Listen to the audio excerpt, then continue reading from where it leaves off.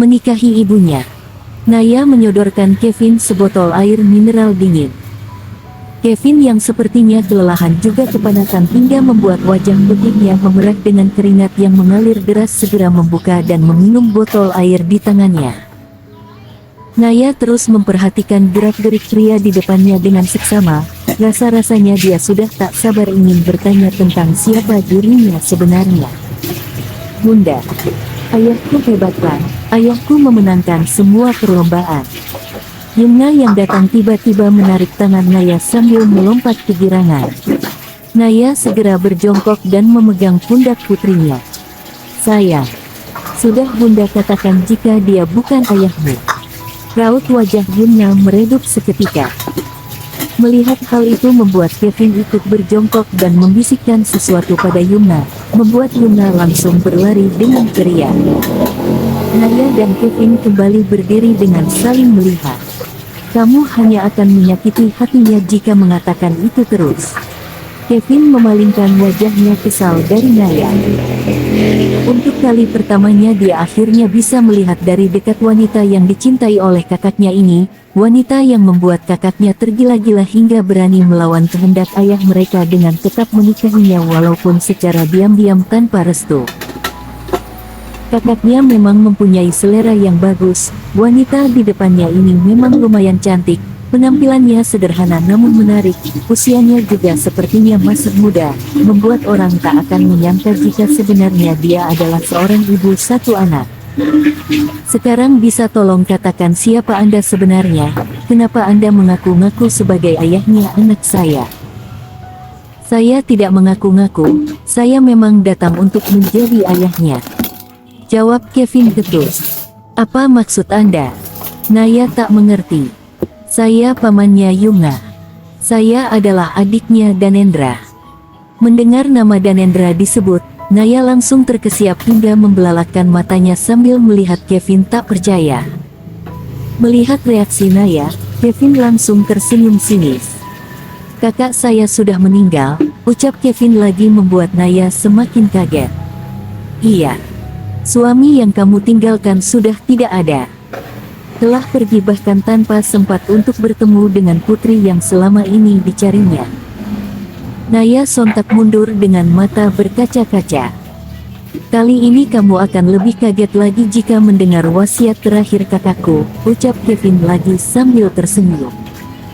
Naya mendengarkan dengan mimik wajah tegang. Kakakku ingin aku mengambil putrinya darimu. Naya langsung melihat Yumna yang berlari ke arah mereka sambil membawa jas Kevin. Naya menatap wajah polos Yumna yang tengah tertidur pulas, sesekali membelai lembut rambut putrinya dengan penuh kasih sayang. Hari ini untuk pertama kalinya dia melihat putrinya begitu bahagia karena menganggap seorang ayah telah datang untuknya. Yumna bahkan mengatakan pada semua orang yang ditemuinya jika dirinya kini sudah memiliki seorang ayah. Niwati yang sedari tadi melihat di ambang pintu lalu menghampiri Naya dan duduk di sampingnya. Lalu apa yang akan kamu lakukan, Nay? Niwati, orang yang selama ini membantunya mengurus dan merawat Yumna ikut cemas ketika Naya menceritakan tentang kejadian tadi siang. Aku tidak tahu, Bi. Aku bingung.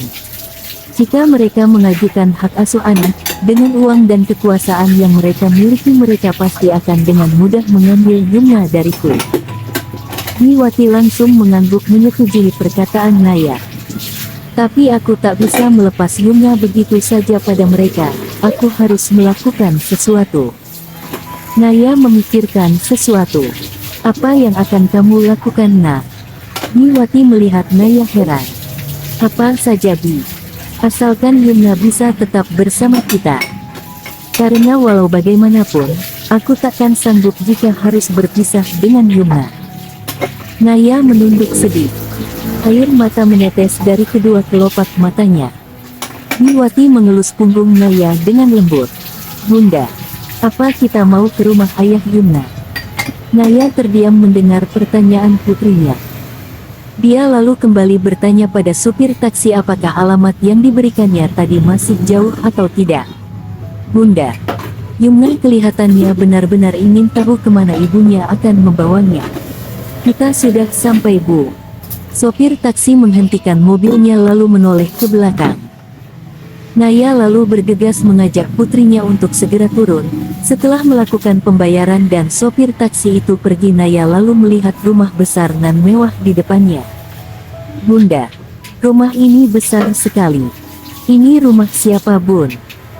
Naya kembali tak menjawab sang putri, dia hanya menatap nanar wajah putrinya lalu menghela napas panjang sambil menatap rumah mewah di depannya, berharap jika keputusannya ini adalah yang paling tepat.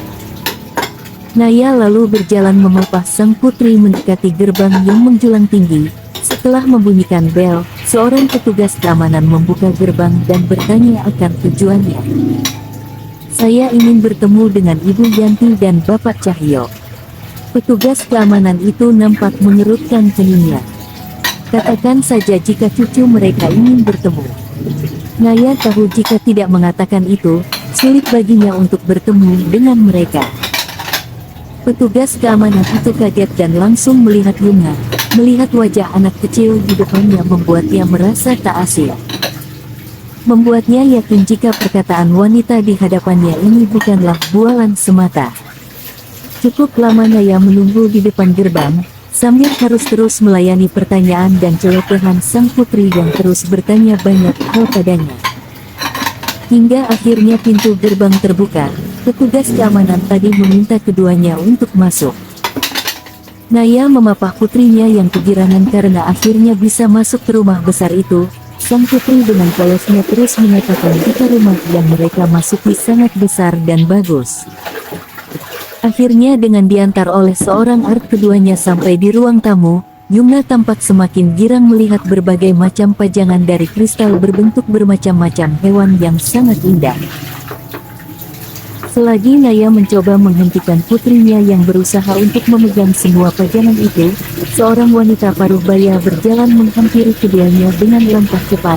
Dengan wajah menelisik, wanita itu terus memperhatikan gadis kecil yang terus merengek ingin memegang semua koleksi pajangan miliknya. Melihat tuan rumah datang, Naya meminta putrinya untuk diam. Keduanya saling bertatapan sejenak karena kemudian nyonya rumah menurunkan pandangannya pada gadis kecil di hadapannya.